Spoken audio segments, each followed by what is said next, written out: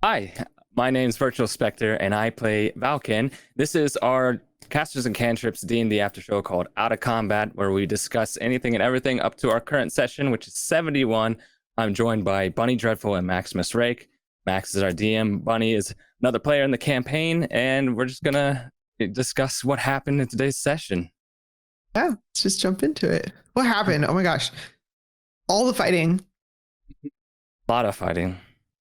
All the undead. A lot of undead. Which Valken loves. Yeah, it's Valken's favorite enemy. Dungeon diving, essentially. Good old-fashioned dungeon diving. Yeah, it is a good old-fashioned dungeon. You know, I've played a lot of D&D in my life, but actually the number of times I've done a proper dungeon is fairly small. I feel like if y'all are 71 episodes deep, if y'all haven't had a dungeon and or a dragon at this point, then I'd be in trouble as a DM. But you've had multiple. We had both. So. We had both this episode because sometimes Sammy showed up. The dragon. Yeah. Is a dragon familiar? I don't know what it is technically. Draconic spirit. It's a sometimes dragon. Yeah. Summons. I don't know anything that Vin does. I nod and say, yeah, that sounds cool. Yep. Yeah, you're just like, that is sorcerer shit. Good job. Keep it up. That's kind of how I feel with Valken, though. It's like something attacks you and you're just like, no, I do this, and then I do this. Nope, I do this. Nope, I do this. I'm just like, what are you doing over there? Yeah, Monk's got some spicy, things, especially when it comes to decks. Like, if there's it's amazing. You're just like, damage? Yeah, I don't feel like it. I don't think any enemy that I've thrown at you lately could hit you with a ranged attack at all, right? Because I mean, which is great because it's Monk. You can deflect any sort of ranged attack at you, or like arrows or any like projectile. But you rolled a D10 plus 15 to reduce the damage, so you minimum reduce 16 damage. It would have to be like, it would have to be like a crit or something, right? Or something that deals a lot of range damage for some reason. But or a cannon, we'll just fire a cannon at you. It's kind of tough because anything ranged, he's just like, nah. And then if I think of it, it all relies on me to like. Yeah. Well, the thing then about I that can is, reduce or avoid pretty much all like AoE deck save things as well. No, I don't think I can deflect magic. So if it's a ranged magic attack, I can't do anything about it. Yeah. And it uses your reaction too, so you can only do it once per round. That's true. So I can't make any other type of reaction. Right. Which is why, because I used Counterspell on Fireball. And the only reason I felt like I really needed to use it was Vin. But then I realized she has fire. Doesn't she have fire resistance now? She's wreathed, right? I don't think she resists. Oh, okay. Fire. Well, I was just thinking, I don't know if that was worth it because both Bryn and Valken can pretty much be like, we'll be okay if a fireball hits us, honestly. Like, it's not really a big deal. Yeah, because if I make my save, I don't take damage. And I can just, same. So, so I don't know. It's just interesting. And then now that I have Counterspell, I'll try to remember that you can't deflect magic spells. So that's something important for me to keep in mind. So I can try and deflect and counterspell those specific type of things. Yeah. There's so much to keep track of. You also have to think too that y'all were in like room 2 of a dungeon, and it might seem like, I'll just take this fireball real quick. We won't be that bad. But how much further do you have to go? Because those numbers start to add up. Yeah, but you could say the same for our spell slots. Mm-hmm. Yeah, it's a balance. When you said that, I have plenty of level 1s, I was like, well, I know. I don't know if we're going to have an opportunity to rest or... I know, I'm a little nervous about that, especially since where we ended, the cliffhanger. I think it seems like what we just fought through made those rooms relatively safe, so we could maybe rest before everybody goes down into the pit. Back up. Just run back up, and we'll just rest. I don't think I'm in range of anything at this point. You could try. Yeah. Do you think, VS, that after this dungeon, will Valkan be cured of his fear of undead? He's just gonna go full immersion. So Valkan's interesting. I don't know if he's ever gonna lose his, getting weirded out by undead. But I think at this point we've fought enough that even though he's not exactly comfortable, like he knows what needs to be done. Yeah. So he just kind of sucks it up and fights. He's gonna complain the entire time. But whereas like early on where he was, legitimately like, I want to leave this room, I'm gonna hide in this corner, like not fighting until absolutely forced to. Now he's kind of like, as much as he hates it, is gonna do it, and he's just gonna complain about it. So what's really great of how everything's sort of lined up is you wrote Valkan's fear of undead like right out of the gate, right? Not knowing anything substantial about what the things you'll be facing, and then now you have Orcus, the Blood Lord, the Demon Lord of Undeath, in the picture, which is it lined up so perfectly. The Valkan being so terrified of the undead, and they're such a central part of this story now, which I think is beautiful and hilarious at times. Yeah.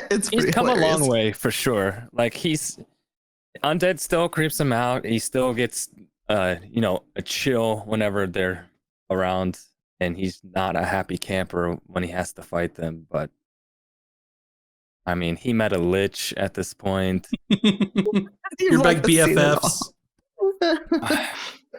Yeah, he still thinks they're icky, but can't really do anything about it.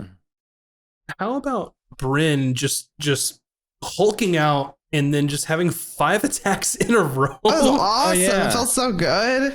I was just like, I'm just gonna get in there, especially after last session where I felt really inadequate. I had not prepared the right combination of spells, and we had that little combat, and I just felt like I did everything wrong, and I forgot all my abilities, and I just kept messing up. And then so after that, and then coming into the session and just starting off strong by just being able to just like I stumbled a little, I got slowed, and then I was just like, you know what?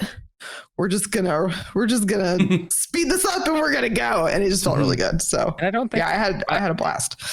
I don't remember too many times seeing you actually go full fighter mode. Like I feel like 5 attacks in a row, that's like great fighter stuff. It's the first time I've been able to do it because of having the wizard spell haste. You just got haste, and then it's actually I really looked at my spells and I prepared things that worked better with the fighter stuff, if that makes sense. It was fun. It really was like fun. Hulk just smashing down a hallway. That was fun. I gotta try that, and I gotta use my mirror image for the first time, which was really cool. Although, Max, was that fun for you to get to be able to be like, oh, for once I have smart villains and they know exactly what this is and they know exactly the best way to counter it? Yeah, and that's one of these things, and I hope it didn't feel bad for you as the first time using it, because it saved you from quite a few magic missile darts. But you have to think with these flaming skulls is that they are an undead intelligent spell casting creature. Intelligence is their spell casting ability score. So for them to know things like fireball and magic missile, when they see what's happening there, they're like, I gotta take care of that because it's gonna be a problem. I was waiting for them to each pop out 3 mirror skulls just as a but no, I've fought them before. Actually, I don't usually know what we're fighting, but those are one of the monsters that I remember how they work, and so I was really scared, but I also wasn't surprised that they were smart like that. I was like, oh, you got me, so yeah. They also had, I had to try and balance too, try and get in the head of a flaming skull. They also had blur as one of their spells. Oh, they do? But I tried to weigh that against, they really just want to kill your characters and make you go down. So they didn't do a lot of that. What would blur do if you're holding the skull when it casts blur though? I mean, they'd still be grappling it, but Valkan would then be at disadvantage on his attack. So you'd be like, oh, I can't, I'm drunk. Where is it? Yeah, it's you're holding it, but you're not holding it. It's like Schrodinger's skull. You don't know where it is. That would have been really weird. That was a great scene, though. I love Valkan. Yeah, it took me how many rounds of combat to actually kill it? I mean, They're tough. Shield. Shield is a good spell. Yeah, I guess so. They're like basically little tiny flying mage balls of doom. Yep. Yeah, they're cool. I really like them a lot. I thought you did their screaming, like you did a lot of with like sound effects too, like the screaming and then like the things whispering. I guess when what was it that you heard, VS, when you were down in the pit? There was like some whispering or talking, something creepy. I was dealing with dogs over here, but I heard something creepy going on. I was like, I'm glad that's not me. Yeah, it was just whispering, saying stuff, bits of words. Creepy. They asked and they sort of mused if you can help them find the secrets. Secrets. So that was targeted at me directly. Yes. Like in your head. I thought that was just like ambient, like. No, they were talking to you. Some things that you did not see. The chosen one, Valkan. Oh, wait, things he couldn't see, but could he hear them like close by? They were speaking audibly. Really, it's just they were outside of your dark vision range. The only thing I saw was the giant skeleton. It definitely was not the giant skeleton. Yeah. I feel like you missed a chance to look down the hole with your spyglass. That's all I'm saying. Well, I don't think I wouldn't. It's dark down there. I wouldn't have seen anything. We could have thrown a bunch of torches. You could. I don't know if they give off enough light for me to see. Yeah, I don't know. How deep is the hole? About 200 feet. I'm like 180 feet down currently. I have nothing I can cast that far. You are screwed. You need to get out of there. I have the ability to go back up. I could throw a javelin one time. You wouldn't even see what you were throwing at. I didn't even probably hit you. I didn't even see the 15-foot long skeleton until I was like 50 feet away from the bottom or something like that. Yeah, and it's kind of that point of you know, in real life versus D&D, like you could see a torch like lit, but you really couldn't see your surroundings until you got closer. So once you got within that 50 feet, you could see that torch lit up that area, and you saw the skeleton. That's basically what happened. Oh man. This is intense. We're going to die, or you're going to die, actually. I'll probably be okay. I'll just come back up. Just run back up. That's true. Unless there's something that flies that's going to attack me. I'm picturing Valkan just runs up the side of the pit, just does like a doot, like just steps over and then just keeps running towards the exit. That's what I'm picturing is about to happen. Yeah, he just says time to go, and we're like, okay. That's what I'm picturing the beginning of next session. Still think if we can if it's safe and we can swing a rest before going down there, that'd be good. I think we can maybe. When you say rest, do you mean like a long rest or a short rest? Because those are very different things. So you're in like this ruined like city full of undead. Finding a place to take a short rest and like barricade yourself in, that might be doable. But in order to rest, you're looking like 8 hours inside of I think here. we're talking about leaving, like going out to the where the orcs are. I was thinking more along the lines of a short rest. Okay, I won't get anything back from a short rest. Oh no, I'll get one spell slot back. You have your arcane recovery. You're a fighter, so do you get? People can roll hit dice if they need to. I got healing. I think I get my key points back, right, on a short rest. Does your action surge come back on a short rest? Or perhaps actually, wind? Some of my stuff comes. I get a decent amount. I just don't get like my 3rd level spell slots back, which is what I really want. I mean, if I'm being honest, I just don't have a lot of good spells. Like a lot of my early spells are very situational. So can't you use arcane recovery to get that spell level back? I guess so. I have never. We've rarely had a need for that. Like I'll get all my key points back, which is good because That's really good. This will be interesting. This dungeon's gonna kind of test our builds, I think, more than we've had them tested in some ways so far. Potentially. Hopefully we make it out alive. I know Ron got pretty beat up. I healed him for 20. Okay. So he should be okay. Like if he wanted to roll a hit dice or something. I'm a big fan of short rests, because I think the style of gameplay to me of like we do one fight and then we go long rest and then we do another fight and do a long rest. It's not like that happens in certain situations, and it can be, if that's how you want to play, that's fine, but it doesn't make a lot of sense to me. I see that as like, even though I look at it kind of from like a video game perspective, where we're not technically in combat, but we're in a danger zone. Yes, so like you're in a very dangerous area. You can't make like a new save file in that danger zone, you know what I mean? Yeah. So it's like, if it's real life, like I wouldn't be able to, like, are you kidding me? I wouldn't fall asleep. It'd be 8 hours and I'd be like, I'm still not asleep because I'd be nervous. Yeah. Like, there's undead right over there. Ugh, gross, creepy. I don't know. It's gonna be worth it if we find some magic items. That's what I'm hoping for. I want a new weapon for Bryn. I want a new weapon for Ron. Valken, you can't have a new weapon. I'm sorry. I will say, like, both of you have rare weapens, and you're like, I want new weapons. Rare weapons aren't good enough for me. I was gonna say, like I think my Ron's weapon. weapons are pretty strong, right? He's got the. I like my weapon, but I'm no longer I'm no longer bound to my weapon like I was before. So the javelin has lost some of its it's luster. It's luster because of that, I think. Yeah. Because I was able to do so much more with it before. Can you still do what is it? Catapult? I can like once a day. It was one of those spells I regained too, because you learned those in your spell book.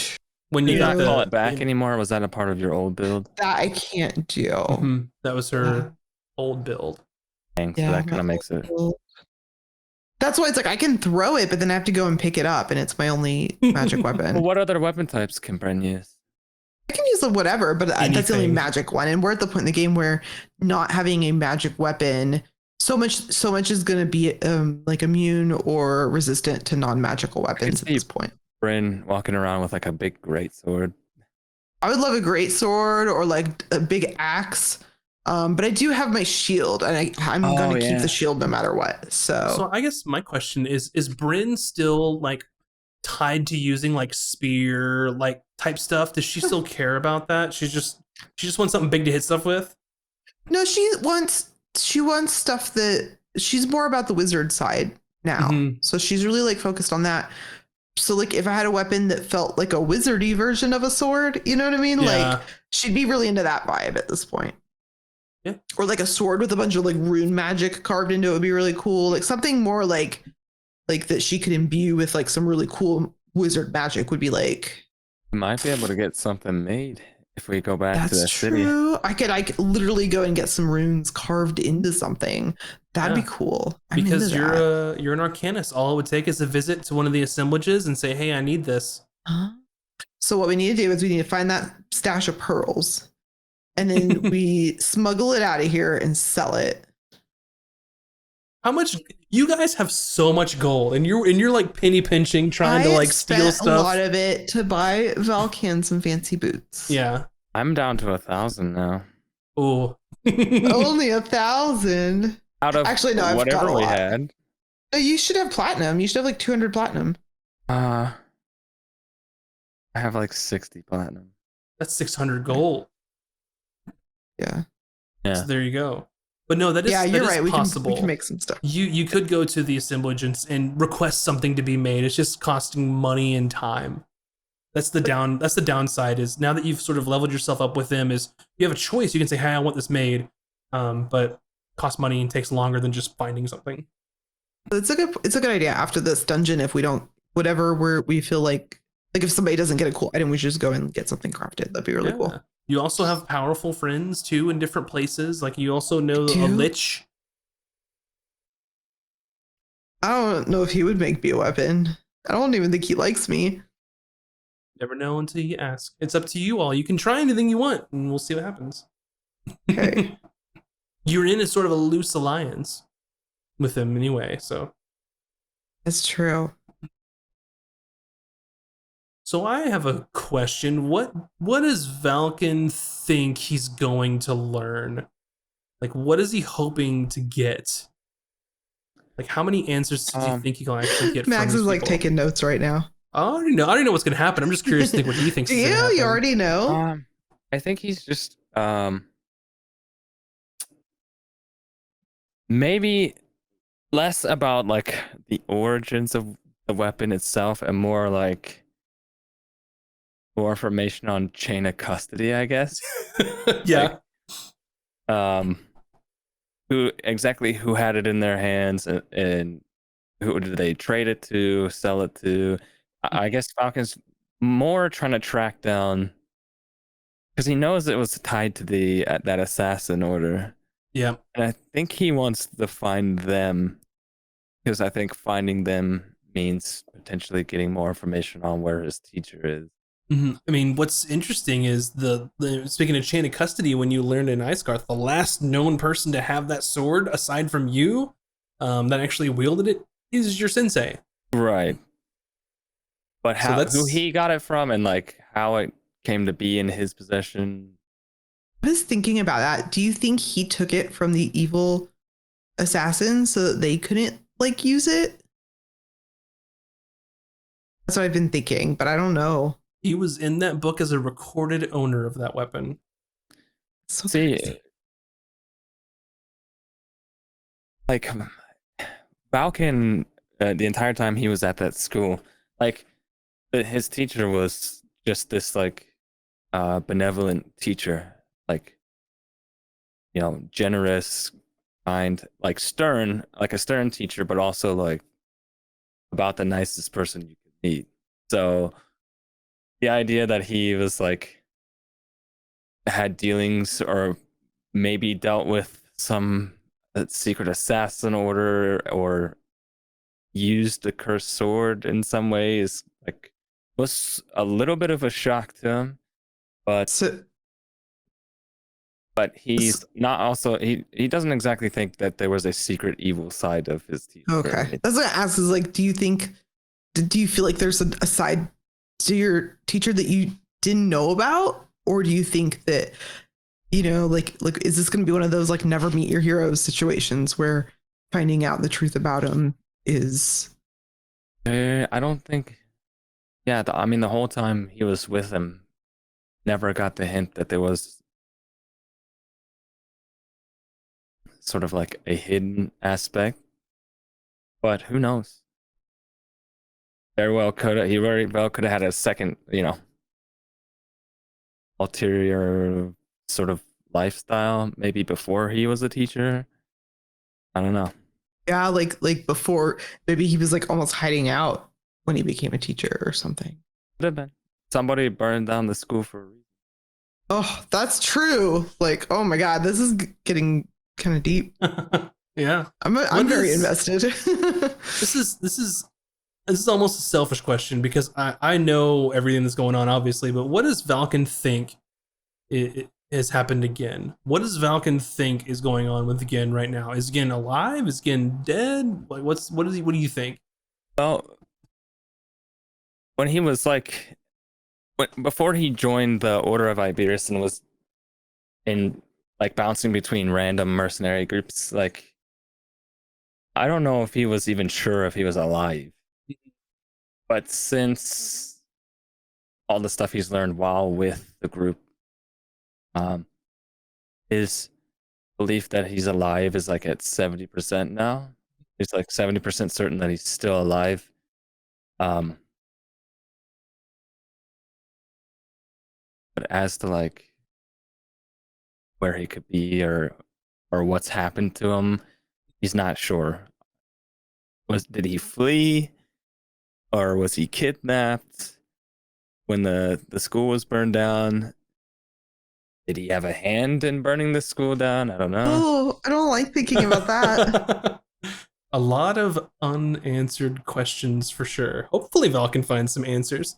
Yeah, I mean, Val can finds it hard to believe that he would just flee and let the school burn down. So he's thinking either he was initially killed or was in some way captured or taken against his will or something. Well, maybe you will find out. But that will be it for this episode of Out of Combat. Lots of unanswered questions, but I mean, you're digging into it for sure. But be sure to tune in to our Casters and Cantrips campaign that is Friday nights at 6 p.m. Pacific time, both on Twitch and YouTube. And then also check out our social media for amazing shorts and some other videos as well. So thank you so much for watching, and we'll see you all next time. Thank you. Bye. See ya. Bye.